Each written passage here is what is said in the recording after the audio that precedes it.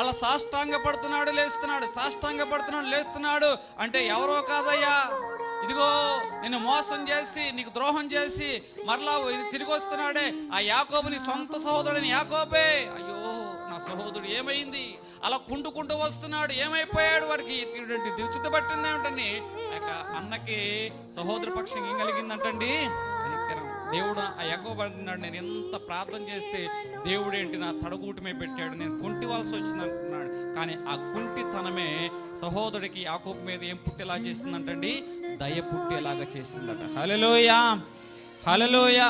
ఇప్పుడైనా దేవుని యొక్క యొద్దకు మనం ఎలాగ రావాలంటే మనపూర్వకంగా హృదయపూర్వకంగా దేవుని యొక్క సన్నిధానానికి వచ్చినట్లయితే ఏం జరుగుతుందో తెలుసా, ఆయనకి దయ మన పక్షంగా ఉంటుంది, ఆయన యొక్క మేలు మన పక్షంగా ఉంటుంది, ఆయన దీవెన మన పక్షంగా ఉంటూ ఉంటుంది.